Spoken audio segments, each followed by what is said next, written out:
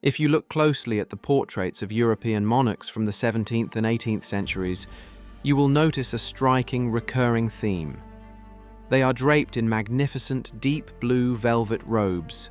For centuries, this specific shade of blue was the ultimate symbol of luxury, divinity, and absolute power. It was the color of the sky, the color of the Virgin Mary's vestments, and the color of the heavens. To wear it was to declare to the world that you were chosen by God Himself. The ruling elite paid fortunes for it. Merchants risked their lives to transport it. But if you walked past the royal courts and followed the trade routes back to the tropical plantations where this magnificent color was actually created, the illusion vanished instantly. You wouldn't find a clean royal workshop. Instead, you would find massive stone vats filled with a bubbling, putrid green sludge that gave off an overwhelming stench of rotting flesh. You would see human beings standing waist-deep in toxic liquid, their skin permanently stained a dark, unnatural, bruised purple. The aristocracy wore the color of kings, but it smelled like a corpse. This was indigo. It was a substance so incredibly valuable it was known across the globe as blue gold. But among the millions of enslaved laborers and exploited peasants who were forced to produce it, it had a much darker nickname. They called it the devil's dye. The story of indigo is a massive historical paradox. It is the history of how a simple green leaf became a global currency so vital that empires traded human lives for it, before a single laboratory experiment destroyed an entire world economy overnight. To understand the nightmare of indigo, you first have to understand the strange, deceptive nature of the plant itself. If you were to walk through a field of classic indigo plants, you would be completely underwhelmed. The plant is entirely green. It features ordinary green stems and delicate green leaves. If you crush the leaves between your fingers, your skin doesn't turn blue. It turns a faint, grassy green. There is absolutely no blue pigment anywhere inside the living tissue of the plant. Nature played a brilliant trick. The vibrant blue color we recognize today is actually trapped inside a clear, hidden compound called indican. To unlock it, humans had to invent a complex, multi-stage process of organic chemistry that looked less like traditional farming and more like medieval alchemy. And that chemistry required a terrifying amount of raw human agony. By the 1700s, colonial empires had turned indigo production into a highly mechanized industrial slaughterhouse of labor. In the sweltering heat of the Caribbean and the American South, plantations constructed massive, multi-tiered stone structures called vat houses. The extraction process relied completely on gravity, time, and systematic torture. The nightmare began in the upper vats, known as the fermenting vats. Enslaved workers would harvest thousands of pounds of fresh green indigo stalks under the blazing tropical sun, carrying the heavy bundles on their backs and packing them tightly into the deep stone reservoirs.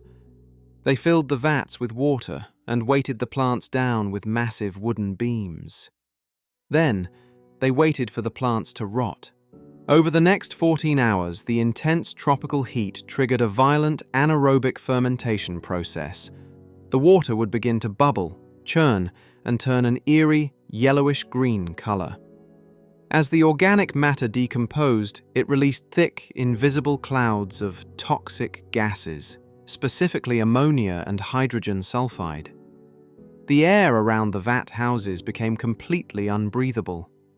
The gas smelled like a mixture of raw chemicals and rotten eggs.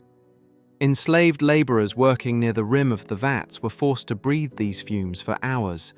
They suffered from constant, blinding headaches, chronic respiratory damage, and severe nausea.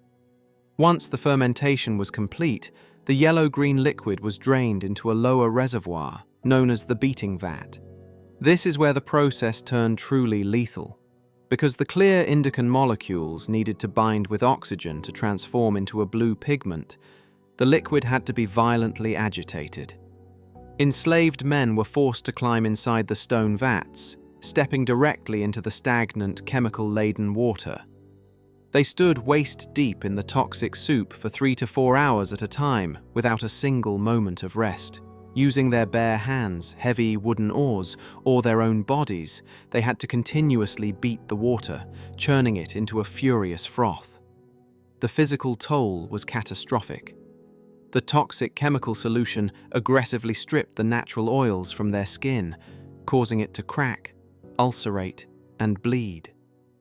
The indigo dye entered their open wounds, permanently staining their flesh a deep, unnatural blue that could never be washed away. Worse still, the violent motion of beating the water kicked the toxic ammonia and hydrogen sulfide gases directly into their faces. Laborers routinely became dizzy from spatial disorientation and passed out from lack of oxygen. When a worker collapsed inside the beating vat, there was no safety protocol. They simply slipped beneath the frothy green-blue liquid and drowned in the very dye they were creating. But the torment didn't stop with the chemicals. The massive open reservoirs of rotting plant matter acted like a giant beacon for the insect world. The overwhelming stench of decay attracted billions of biting flies, gnats, and mosquitoes to the plantations. The insects swarmed the vat houses in thick, dark clouds, completely covering the sweat-drenched bodies of the workers. Laborers were bitten so relentlessly that their faces swelled up, closing their eyes. The constant presence of mosquitoes turned the indigo plantations into hotbeds for lethal yellow fever and malaria outbreaks. The mortality rate among indigo workers was so notoriously high that even the most ruthless plantation owners considered it a death sentence. In the French colonies, it was widely acknowledged that an enslaved laborer forced to work the indigo vats would rarely survive more than a few years before their lungs collapsed or their bodies gave out from systemic poisoning. Once the beating was finished, lime was dumped into the water to force the blue flakes to settle to the bottom of the tank. The remaining water was drained away, leaving behind a thick, heavy layer of blue mud. Workers scraped this paste from the stone floors, stuffed it into linen bags to drain the remaining moisture, pressed it into solid bricks, and sliced it into small cakes to dry in dark, specialized sheds. By the time the final product left the plantation, it was a beautiful, compact, odorless blue brick. The European merchants who bought it at port saw only a clean, luxury commodity. They didn't see the blood in the vats, the toxic gas, or the thousands of blue-stained corpses buried in unmarked graves nearby. For a while, the colonial plantations of the Americas dominated the global market. But as the 19th century dawned, the center of gravity for the world's indigo trade shifted across the globe to the fertile plains of Bengal, India. And there, the British East India Company would use this green plant to push an entire nation to the absolute brink of ruin. When the British East India Company took control of Bengal, they realized that global demand for blue textiles was exploding due to the Industrial Revolution. They needed a massive, cheap supply of natural indigo. But instead of running their own plantations, they used a far more insidious method of corporate coercion. British merchants, known as planters, established a brutal economic system called the Dadan system. They would approach poor Indian peasants, known as ryots, and offer them cash advances before the planting season began. To a starving farmer, this instant cash seemed like a direct blessing. It was a trap. The contract stipulated that in exchange for the cash advance, the farmer had to dedicate the most fertile portions of their land exclusively to growing indigo. The price the British planters paid for the harvested indigo was set artificially low, far below the actual cost of production. When harvest time arrived, the farmer could never make enough money to pay back the original advance. They were instantly thrown into a state of permanent, inescapable debt slavery. But the real tragedy of this system was agricultural. Because the farmers were forced to plant indigo on their best soil, they no longer had room to grow rice, wheat, or vegetables to feed their own families. Indigo is a completely inedible crop. You can't eat it during a bad winter. You can't feed it to your children when the markets collapse. The British East India Company was systematically transforming the breadbasket of India into a massive, sterile monoculture of blue dye. When local farmers realized they were starving and tried to break their contracts to plant rice instead, the British planters unleashed a wave of unmitigated terror. Private corporate armies raided rebellious villages. They burned down the mud huts of farmers who refused to plant indigo. They seized their livestock, destroyed their remaining food stores, and publicly tortured village elders. Women were assaulted, and insubordinate farmers were dragged away to private plantation dungeons where they were beaten with leather whips until they signed new contracts. The oppression became so absolute and the starvation so widespread that by 1859, the entire region of Bengal reached its absolute breaking point. The clock was ticking, and the British planters didn't see the explosion coming. In the autumn of 1859, a massive, spontaneous uprising erupted across the countryside. Historical scholars refer to it as the Indigo Revolt. It began when a few villages flatly refused to accept any more cash advances. When the planters sent their armed thugs to enforce the contracts, the peasants didn't run. They fought back. Within months, over several million peasants joined the strike. It was one of the largest, most successful agrarian revolts in human history. Farmers armed themselves with bows, arrows, old spears, and kitchen knives. They formed organized defense militias and launched coordinated attacks against the indigo factories. They burned down the planters' luxury bungalows, smashed the processing vats, and drove the corporate agents out of their districts. The rebellion wasn't just physical, it was intellectual. Middle-class journalists and writers in Calcutta began documenting the horrific atrocities occurring in the rural districts. A famous Bengali playwright named Dinabandhu Mitra wrote a revolutionary play titled Neel Darpan, which translates directly to The Mirror of Indigo.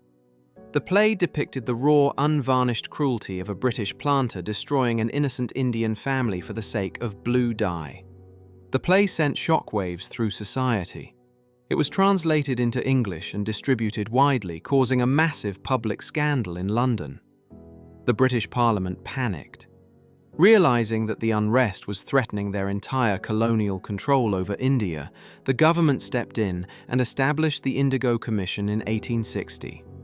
The commission formally concluded that the indigo cultivation system in Bengal was fundamentally corrupt, built entirely on systemic violence and economic slavery. They passed new laws ruling that no farmer could ever be forced to grow indigo against their will. The natural indigo empire in India began to crumble. The planters packed up their bags and abandoned their factories, and the fields of Bengal were finally replanted with life-saving rice. But the final, ultimate twist in the history of indigo didn't come from a humanitarian law or a peasant rebellion. It came from a clean, quiet laboratory in Germany. For centuries, natural indigo had survived every single crisis because the world simply could not live without the color blue. No matter how many people died in the vats, or how many fields burned in India, the market always returned because there was no alternative source for the pigment. That reality was completely shattered in 1897. A brilliant German chemist named Adolf von Baeyer had spent decades studying the molecular structure of indigo. Working alongside the industrial chemical giant BASF, he finally figured out a way to synthesize pure indigo, artificially using coal tar derivatives. It was a flawless chemical triumph. The synthetic indigo was cheaper to produce, more pure in quality, and didn't require a single acre of agricultural land. The macro irony of this discovery was devastating. The natural indigo market, which had driven global trade for 400 years and caused unimaginable human suffering, collapsed into absolute nothingness in less than a decade. Millions of acres of natural indigo plantations around the world were abandoned overnight. But the British Empire didn't celebrate the end of the system. Instead, they simply discarded the Indian farmers like useless garbage. Having built their wealth on the backs of debt-ridden peasants, the colonial masters offered zero economic transition aid. Millions of laborers who had been forced to rely on the Indigo economy were plunged into sudden, catastrophic poverty and starvation because a cheaper laboratory formula had rendered their physical suffering completely obsolete. Today, the dark, blood-soaked history of natural indigo has been almost entirely scrubbed from our collective memory. We look at the color blue and feel a sense of calm, peace, and everyday comfort. In fact, you are probably looking at synthetic indigo right now. It is the exact dye used to color the millions of pairs of blue denim jeans manufactured across the globe every single day. The next time you pull on a pair of casual blue jeans, take a second to look closely at the fabric. Remember that the deep, timeless color you are wearing as a symbol of everyday modern comfort was once the most terrifying, blood-stained, and volatile luxury asset on the face of the earth.